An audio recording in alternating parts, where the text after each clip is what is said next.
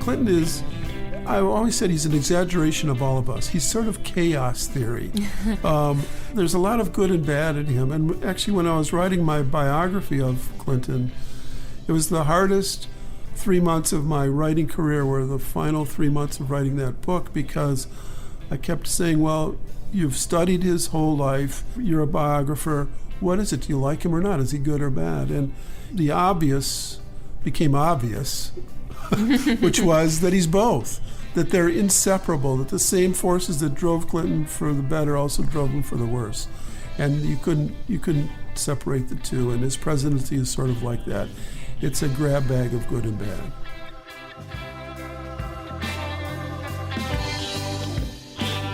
As we get closer and closer to present day, we don't have the great arc of history to tell us whether a president is great or horrible, whether certain decisions will be memorable or forgotten. But as we've seen through the podcast, even though hindsight can lend clarity, it can also remove the true complexity. So what we're going to explore in this episode about Bill Clinton is this idea that the very same character traits can be at the root of a person's best and worst behaviors, and that the very same policies can be at the root of a president's very best and worst legacies. I'm Lillian Cunningham with the Washington Post, and this is the 41st episode of Presidential.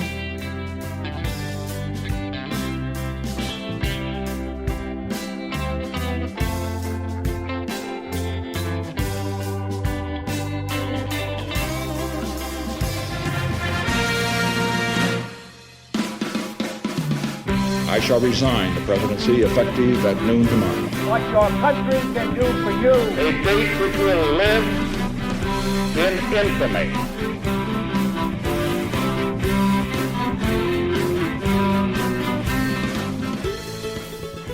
All right, well, with me is David Maraniss, who won the Pulitzer Prize for his coverage of Bill Clinton's presidency, and he's also the author of First in His Class, a biography of Bill Clinton. It's great to have you back on the podcast. Thank you, Lily. Great to be here. You were all the way back on our Ulysses S. Grant episode, and now you've returned. Centuries later. Paint a portrait for me of Bill Clinton's childhood. And in particular, what in his early story you think should make us, surprised on the one hand and not surprised on the other hand that he ended up becoming president? Well, he certainly came out of nowhere.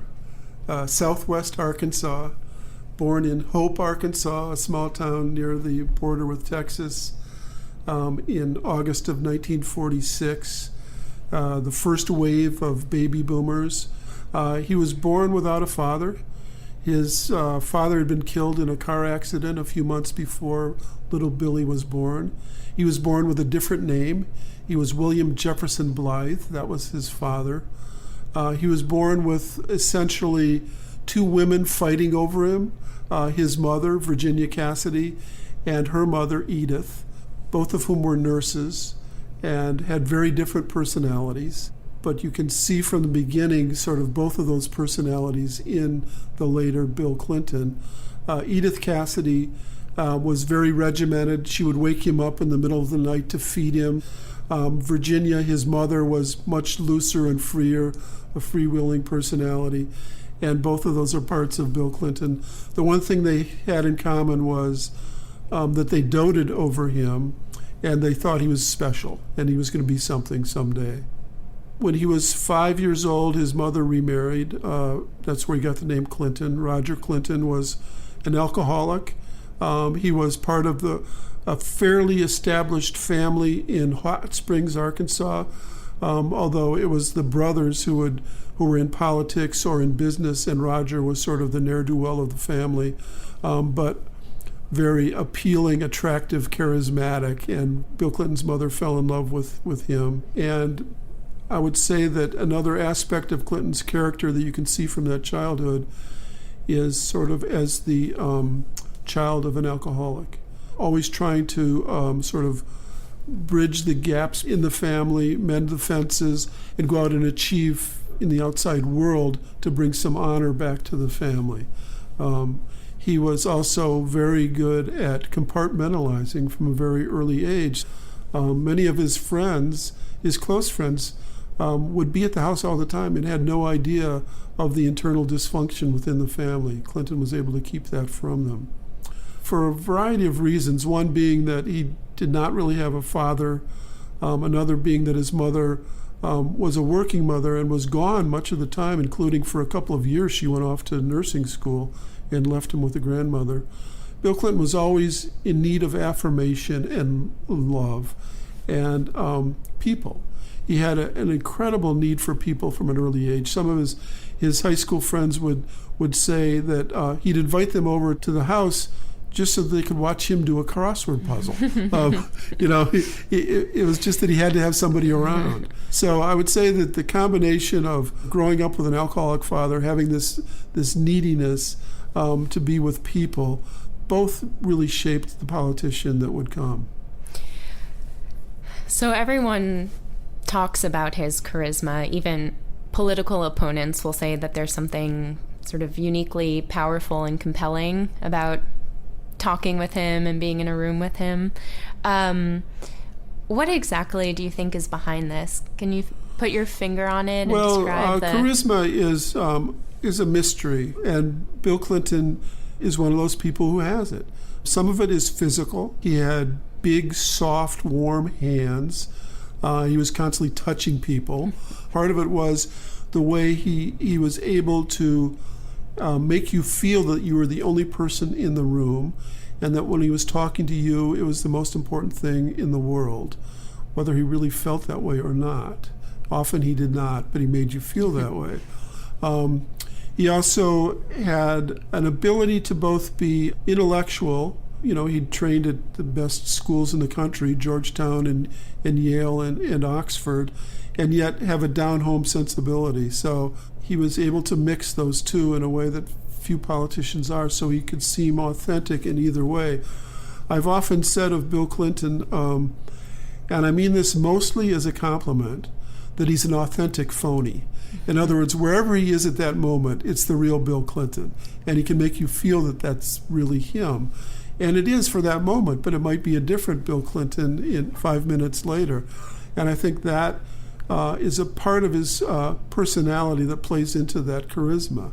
It's the ability to make you feel that what's going on at that moment is incredibly important, and he's there with you. To what extent do you think that's just an innate quality of his versus something that he seemed to get better and better at over time? I would say that's mostly innate. That's not to say that he didn't work at many other aspects of his political personality and character. He certainly grew better at public speaking. He worked incredibly hard at networking and developing literally shoeboxes full of contacts from around the country at a pretty early age.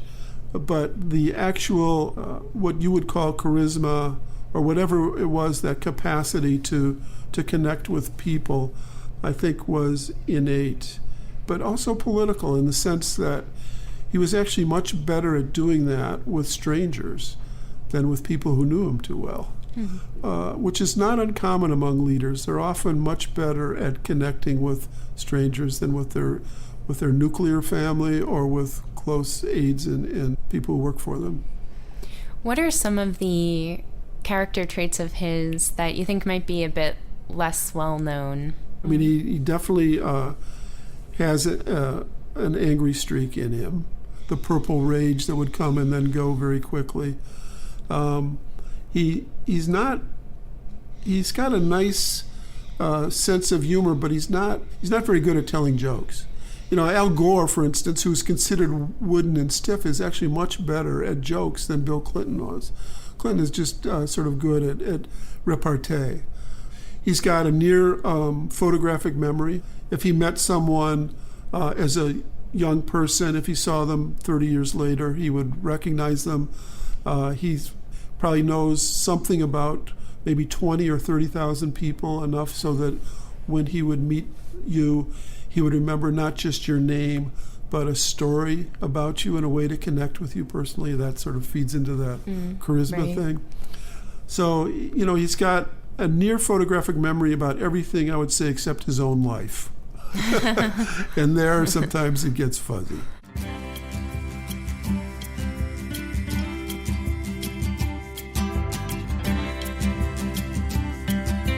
Okay, so just to give the quick chronology of his political rise, he attended Oxford University, then Georgetown, then Yale Law School, which is where he met his future wife, Hillary Rodham. And just a little anecdote about their first date. They both wanted to go to a museum on campus that ended up being closed, but Clinton got them into it by sweet-talking the guard. All right, so they get through school. Eventually, Clinton returns to Arkansas, and he runs for a seat in Congress in 1974, which he loses. A year later, he and Hillary got married, and then a year after that, he was elected the Attorney General of Arkansas. He does that for 2 years, and then he is elected governor of the state.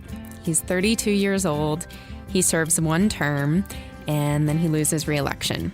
But 2 years later, he's right back at it, and he's elected governor again. He ends up eventually serving 5 terms before deciding to run for president of the United States. So, David, let's back up now and take a closer look at some of these moments.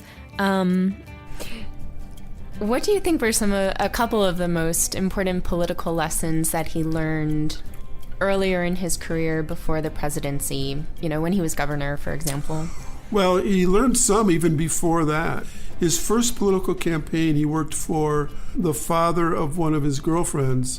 Judge Holt was running for Congress in Arkansas, and Clinton started to learn from that campaign that you have to respond when somebody criticizes you, because Judge Holt would not. From his governorship, I'd say it was the most fundamental lesson of his life. And it was losing. He lost after 1 term. He was elected in 1978 and lost in 1980. He was a young man. There was a saying of Rhodes Scholars that they're a brilliant young man with great futures behind them. And that's sort of the way Bill Clinton was. At age 34, he was defeated. He was the youngest ex-governor in American history. And he learned from that many lessons that he carried with him from then on. And the key ones were to constantly stay in touch with your constituency and figure out ways to get around the press and other people to do that, sort of to mount a permanent campaign, which is what he did from then on, so that whatever he was trying to sell, whatever policies he was pushing, he would figure out ways to make sure that was foremost in the public's mind. He also learned even earlier than that. Let's go back even to 1972 when he was at Yale Law School and he went down to Texas and was the co-chairman of George McGovern's campaign in Texas, and they got trounced. And I think that from that defeat, through his early years as governor, he lost running for Congress in 1974. Through all of that, what he was trying to figure out is how to be basically a progressive, a practical liberal in a society that was becoming more and more conservative. Mm-hmm. And I think that he worked on that for the rest of his career, really, and really that's what helped him get elected in 1992, that he'd sort of figured out what would then be called the third way. Yeah, well, let's talk about his presidential campaign then.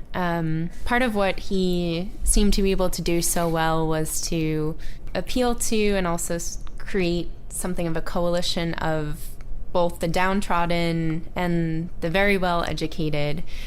I'd love to hear what you think are some of the most significant ways in which he changed Democratic Party politics and also, presidential campaigning. Well, he certainly changed Democratic Party politics, or he was part of a transformation in that period, which was to emphasize the fact that the most important thing is to get elected, that power is the key to everything, and that you can have all of the right ideals and ideas, but if you're not in power and you're not getting elected, you're not really changing society.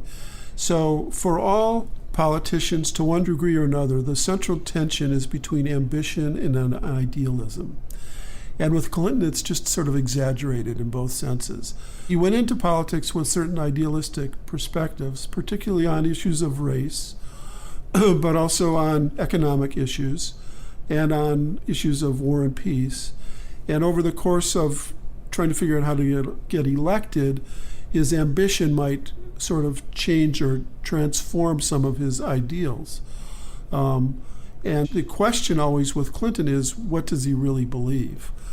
Because he was so adept at sort of the process of figuring out how to appeal to people and get elected, to the point where sometimes people felt that he was saying one thing to one group and an utterly other thing to another group. So I would say that when he was elected in 92, it was part of a wave of more pragmatic, neoliberal thought coming to the fore. And his presidency was really played out in that vein as sort of pragmatic, mostly progressive and liberal, but at times doing what it took to survive. So whether that meant welfare reform or some of the other programs where he ceded to the Republican majority in Congress, or at least shaped policy with them, I think that was basically how you would define his presidency. One person described it as sort of a Eisenhower Republican presidency. That was a critique that it was too conservative. But the interesting contrast there is that his opponents were always trying to portray him as some raging baby boomer, long-haired radical, and he was anything but.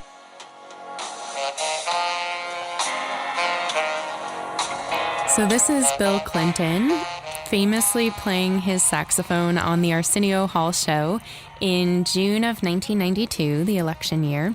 And in this moment, there's sort of a tipping point in terms of, how much the lines between entertainment and politics really start to blur. We talked about this on our last episode.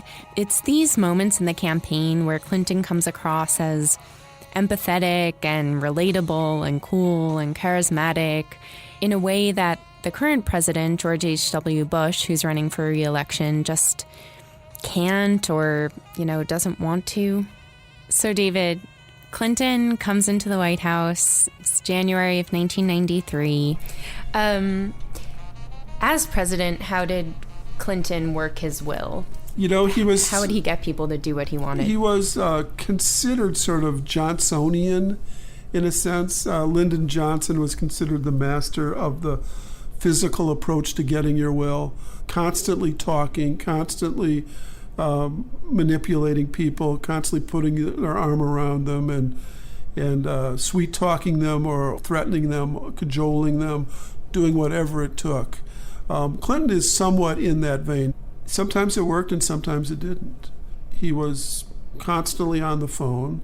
All of his aides or senators and congressmen say if the phone rang at 2 a.m, I knew it was Clinton because he didn't sleep, or he slept like 4 hours a night. And he had to keep talking to people. To the extent that he was able to get his will, I think it was through that sort of physical Johnsonian method, plus a capacity to synthesize information better than almost anyone else in a room. He really understood policy. He was both a physical politician and a policy wonk at the same time.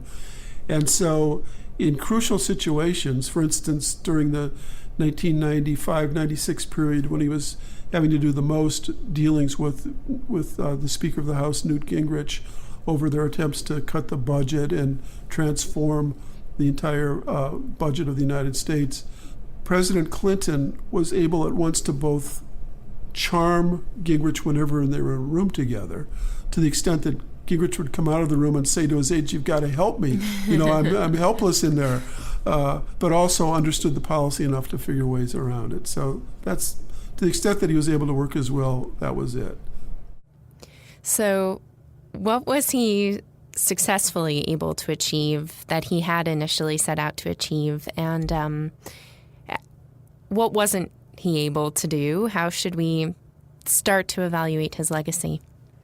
Presidential campaigns are almost rendered irrelevant the day after someone takes office, in the sense that so many things come at you that were unexpected, so that the issues of a campaign are not the most important things a year or two later. I think that Bill Clinton himself has always sort of rued the fact that there was no major crisis during his presidency. Not that he wanted to have a war. He had several minor, whatever you want to call them, skirmishes or bombing campaigns, but no wars. But he felt he was never really tested in a terrific crisis, and therefore he couldn't establish himself as a great president because he didn't face that crisis.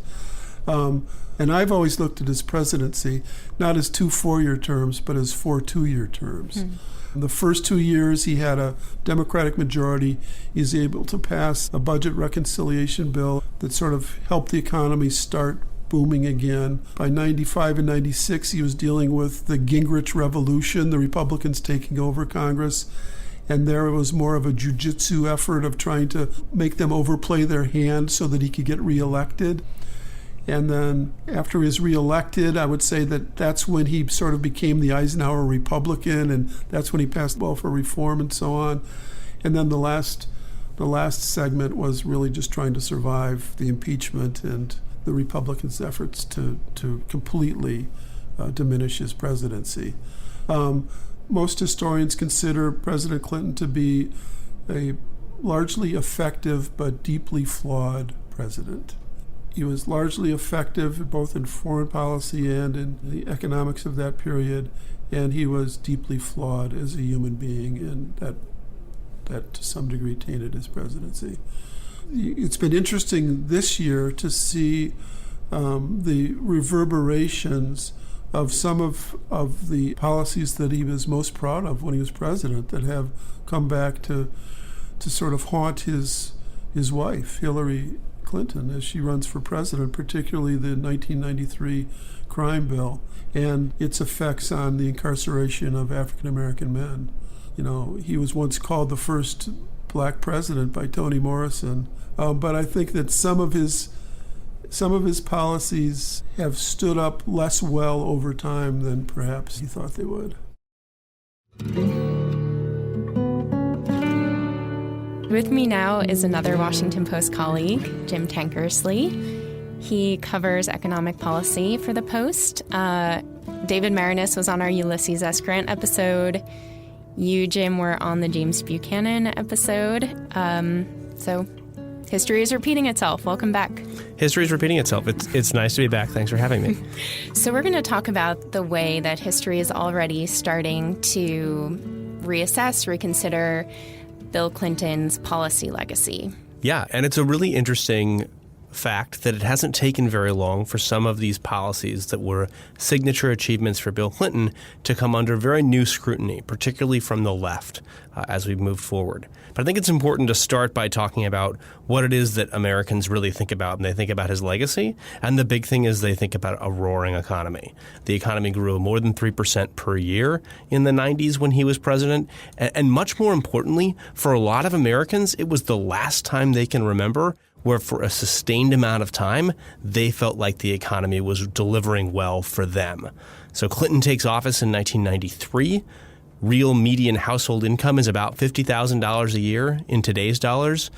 At the peak of the Clinton boom in 2000, it's up to almost $58,000 a year. That's more than a 15% increase. That's really good. That's as good as it was in the 80s under Reagan. These are boom times. And notably, we are just now getting kind of close to getting back to the level we were at the peak of the Clinton boom. We're still not there yet. So for a lot of Americans, Bill Clinton's time in office represents this nostalgia of an economy that's growing and working for everybody. And what did he do? What was the role that he played in that? Did he kind of just luck into an economy that had turned the corner? Or? It's debatable how much impact presidents actually have on the economy. But there are some policies for which Bill Clinton gets a lot of credit during his time in office. One of the big ones is that he runs a very disciplined fiscal policy. It's not entirely of his doing, but he and a Republican Congress balanced the budget. It's the last balanced budget we've seen. then he also sort of brings America into the global economy in a new way. He signs Nafta. He opens up trade with China. He deregulates the financial industry in some ways that allow Wall Street to grow and flourish. These produce growth, and they helped produce some of the income gains of the 90s. They also set the stage for some of these critiques that are now starting to spring up about Clinton's legacy. So why don't we start with NAFTA? This election year, we've heard a lot about it. Why is it sort of being reevaluated right now? NAFTA, by the way, This is the Right. North American Free Trade Agreement. Bill Clinton and the Congress worked together to put it into place. It is an agreement with the United States, with Mexico, with Canada. And what it did was it brought down barriers to trade, a freer movement of goods and services across borders. So why was it considered a win at the time? It was considered a win at a time because this was a time when opening up the United States to more global trade was seen as a way to harness the power of the global economy. Standard trade theory says that if you're trading more with people, then every country can specialize in what they're best at, and everyone's better off. There's lots of argument about to what extent that has been true in the global economy over the last quarter century, but it is true that it helps economies grow faster. So NAFTA has long been a thing that the business community loved, that economists generally think was pretty good, but which workers, particularly manufacturing workers, particularly in very concentrated parts of the country, feel like cost them jobs. Some factories were able to move from higher cost America to lower cost Mexico in particular, and then ship their products back more easily. Mm-hmm. The other really important trade piece that Clinton does is not a trade agreement at all, but he works to allow China to enter the World Trade Organization near the end of his term. The United States extends what's called permanent normal trade relations with China. As a consequence, we could import more things from them. So stuff we used to make in the United States suddenly is being made in China, and it's being sent back to the United States for people to buy. The upside of that for Americans is products cost a lot less when they're being made in China and shipped back here. The downside was the jobs making those products went away. Millions of American jobs by the count of some economists. And that has been a central fight in this presidential campaign. It's been a central fight in the states most affected by that, Rust Belt states in particular, Ohio, Pennsylvania, for years, basically ever since the policy was enacted. And so it was seen as a crowning achievement for Clinton working with Republicans, but it since then has become a huge flashpoint to his legacy. All right, so another one that you mentioned was deregulation. Yeah, so what happens there? This is probably the most controversial among liberals, even more than trade, because we had a financial crisis. Clinton had a group of advisors known as the Rubin Knights, led by a guy named Robert Rubin, who was the Treasury Secretary. And their theory was that by allowing Wall Street to operate a little more freely, to do new things, to be more innovative in the way that it sold financial products, that would be good for the economy. And it did create a lot of growth in the financial sector. It also is a contributing factor, not the largest probably, but one of the contributing factors to the financial meltdown that we had at the end of President George W. Bush's term, and that caused the Great Recession. And so there has been a general sense that Wall Street was given this pass under Clinton to do all these things, which ended up wrecking the economy to huge consequences for real people. So what did he do that was positive? Well, so there's a lot. The best thing you can say, I think, in retrospect about Clinton's economic agenda was that he ran the economy at what we call full employment for a long time. Unemployment got really low. And it stayed low, and inflation stayed low. And by running a hot economy like that, what we're learning about the U.S. economy is that it just produces better for a broader group of people when it's running at that very tight capacity for a really long time. It's the easy way to think about it is if there's hardly anybody looking for work who doesn't already have a job, and companies still are growing and adding and needing to hire more workers, they have a lot more incentive to offer raises to the workers who are in one job to try to get them to come work in another. And so this ended up being a really positive thing for the poor, for the middle class, for the rich. There were big income gains in the late 90s. That's the last time we've seen anything like that. So Clinton, by presiding over this economy and by having these balanced budget fiscal policies that appear to have really helped put a lot of confidence in financial markets and allow a lot of investment, I think the best thing we can say is that really did deliver for huge groups of people. And then what comes after it, the recession, takes away from a lot of people to a small degree in the 2001 recession, to a much larger degree in the 2008 recession. And this is the controversial part of his legacy. The policies that he put in place that maybe contributed to that roaring 90s economy, how much do they end up sowing the seeds of the 2000s discontent among manufacturing workers, among people who were left underwater by the housing crisis? All of this has become controversial. So you're saying that things like deregulation and Nafta did in the short term have a positive effect. And I would also say that a lot of economists, most economists, would find that Nafta has had a positive effect in the long term too. The problem with the trade policies, in particular under Clinton, was that there were winners and losers.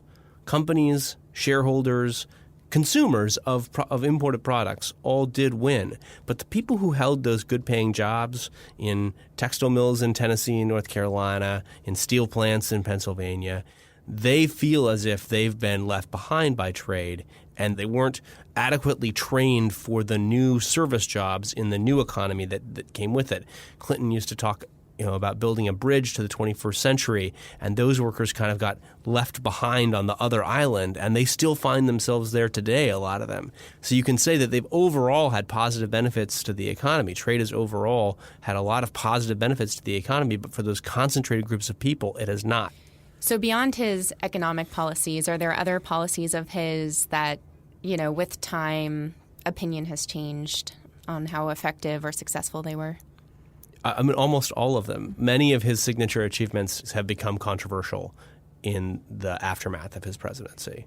And that includes several of the ones that he ran on and also ones that he sort of found common ground with Republicans on to enact.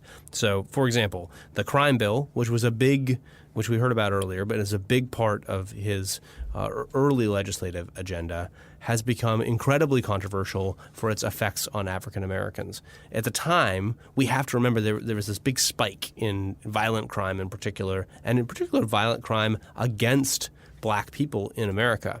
So Clinton had this plan to add 100,000 cops to the streets, to increase sentencing. So there's these 3 strikes you're out rules that end up putting people in prison for much longer, offenders in prison much longer, repeat offenders. And so what that ends up doing is doubling the incarcerated population in federal prisons. What also ends up happening is that crime, which had started to tick down already, continues to fall. So the bill at first is seen as a success. There's this falling crime rate. Since then, though, the complaint has been that it contributed to the incarceration of an enormous population of particularly young African-American men. And that has been something that Clinton has had to answer for in his own legacy. Mm-hmm. What about health care? That was something that was considered a big priority. Healthcare is going into. Healthcare is the interesting example of a Clinton policy that didn't get done, that remains, in a weird way, controversial for not having been done. Bill Clinton wanted to do universal healthcare, and he puts Hillary Rodham Clinton basically at the head of this effort to come up with a healthcare plan. They go through a very long and tortured process, and in the end, it just collapses. They are not able to enact a big healthcare plan. Now, of course, what ends up happening in the 2008 Democratic presidential primaries, Hillary Clinton tries again to run on a healthcare plan.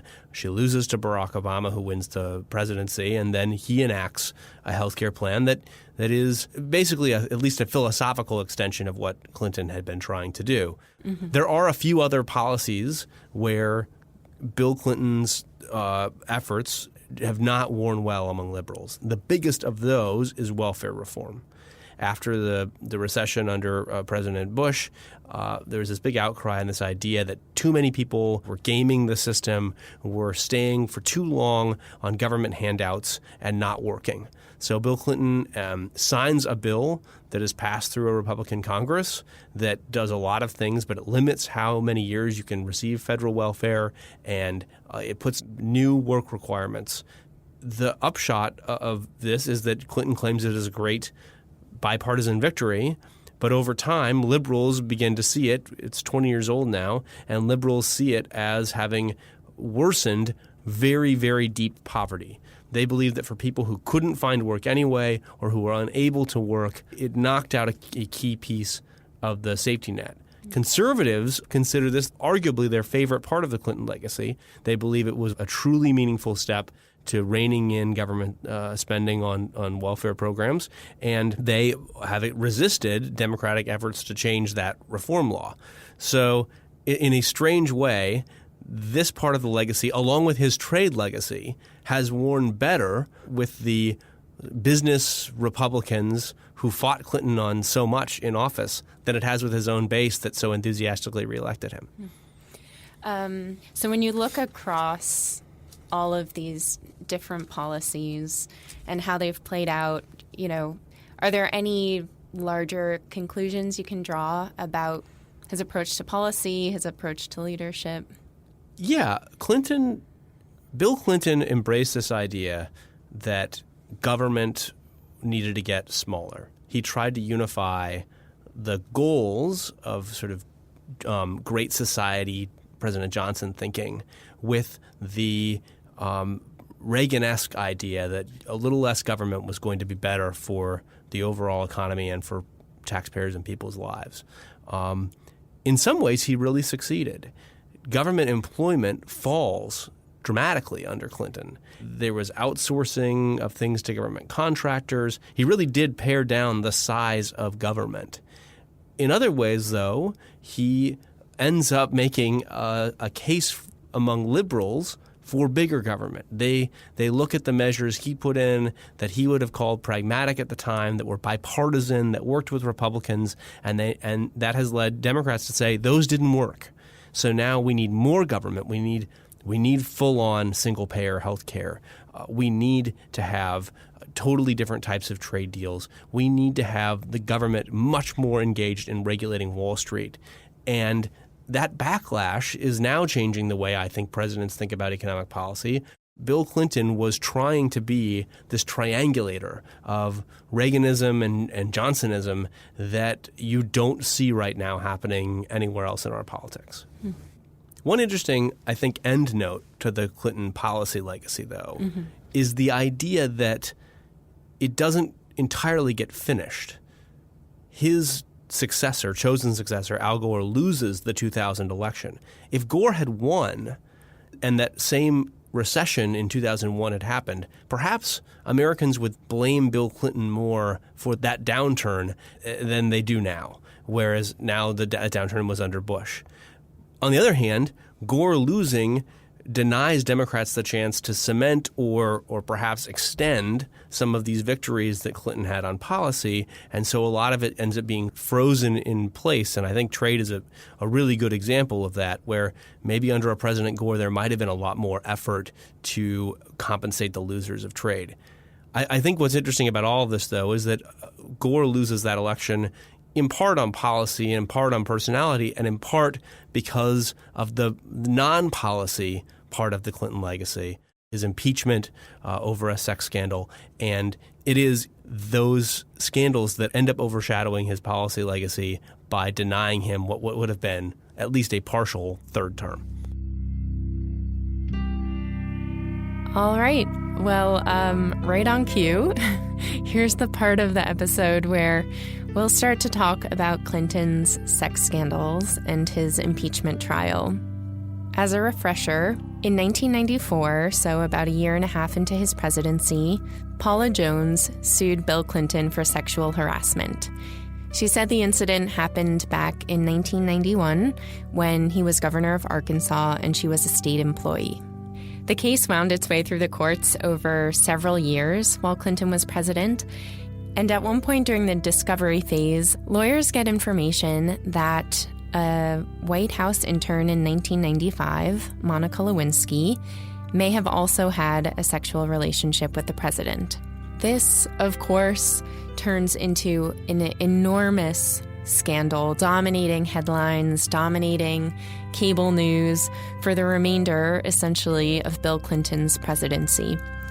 And there are lots of twists and turns to the story and to the legal details of it, but the short version is that Bill Clinton initially denies that he had any relationship with her, and then in August of 1998, he testifies before a grand jury, and then he goes in front of the American public, and he says, "Indeed, I did have a relationship with Miss Lewinsky that was not appropriate. In fact, it was wrong. It constituted a critical lapse in judgment and a personal failure on my part for which I am solely and completely responsible. But I told the grand jury today, and I say to you now, that at no time did I ask anyone to lie." By the end of that year, 1998, the Congress starts the impeachment process, and the question isn't whether he should be removed as president because of this affair per se. It really hinges legally on two charges, perjury and obstruction of justice. I'm going to turn back to you here, David, because you were at the Washington Post while all of this was happening. You covered Clinton's presidency. I'd love to hear some of your memories of covering the Lewinsky scandal. And this is a bit of a inside journalism question, I guess, but what was the relationship between Clinton and the press at that time? What did it feel like to work at a paper in the nation's capital as all of this was unfolding? Well, you have to understand what came before, which was that the Clintons have always been defensive and protective and less than transparent with the press. That went back to Arkansas, where when I was studying his governorship, it seemed like every story in the paper about him would say Governor Clinton bristled when asked this or that. Then he comes into office already having survived reports about his personal life, and very soon after that came reports and questions about his financial dealings in Arkansas related to Whitewater. So there was, well before the Lewinsky scandal broke, there was a lot of tension between Clinton and the press, and a lot of feelings that the Clinton White House was not being transparent in its dealings with the press. So that clouded the issue somewhat and led to a less than trustworthy relationship. But the central question for me always was, what is the relevance of this to his presidency? And I think that's an important question that is not easily answered, but has to constantly be asked. Was this Clinton's personal life that was being dealt with here in the Lewinsky scandal? Did it relate to his presidency in any significant way? Did it have any bearing on how he behaved as president, on his policies as president? How much of it was Clinton's activities and how much of it was people trying to get him and finding the material there? Because with Clinton, there's always something going to be there. And, as a journalist and as a biographer, I have to keep constantly asking those questions, but they're not mine to answer, in a sense. So it was a very difficult period. My own understanding of Clinton on a purely political level was that he would survive. He did survive. In order for him to be removed from office, 2/3 of senators would have had to vote that he was guilty, and only about half did. So Clinton remained in office. So David, I wonder whether, now that about 2 decades have passed, whether you think that trial and that scandal will remain his legacy, or, where do you think that his presidency will fit in this larger arc of American history? When he was going through the impeachment, it was assumed that that would be the first paragraph of his obituary. I wrote his obituary. He's still alive. It's not the first paragraph. So, I think that What's the first paragraph now? It's the end of the second paragraph. I don't think that's the major imprint. But I think that his presidency marked the beginning of the technological and cultural changes that have just come faster and faster ever since. Email was just starting. The internet was just beginning. He did understand the cultural dynamics of the coming technological changes, and he was part of that. I mean, he became a cultural phenomenon as much as a president, and I think that's become increasingly true of sort of the confusion or melding or mixing of celebrity and politics and popular culture in American life now. I think it started with Clinton when he told somebody what type of underwear he wore, when he went on Arsenio Hall and played the saxophone. So many different steps along the way of his presidency where you could see this is not the way it used to be. How did your study of Clinton change the way that you now study and evaluate other presidents? Every president is different. Every human being is different. Some people learn from their mistakes and some don't. Some people change and grow and some don't. But I'm always looking for those patterns and cycles, and I saw that very early on with Bill Clinton, so that it's really a way of looking at people to see the forces that shaped them, which can predict how they will respond to the forces that they confront. When you study Bill Clinton's life, you see this incredible survival mechanism. And you also see what I consider the central thread of his life, which is a cycle of loss and recovery. The first loss being the not having a father, then losing the governorship, figuring out how to recover. He was so good at that I understood through the controversies of his campaign, and then through the difficulties of his first term, and then through the Lewinsky Scandal.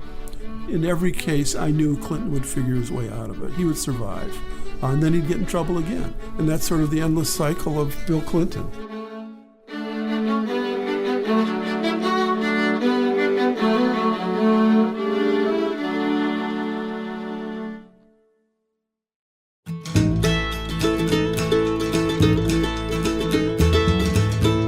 Special thanks to this week's guests, my Washington Post colleagues David Maraniss and Jim Tankersley. Original music for the podcast is by Dave Wessner. And next week, we'll be talking about the presidency of George W. Bush.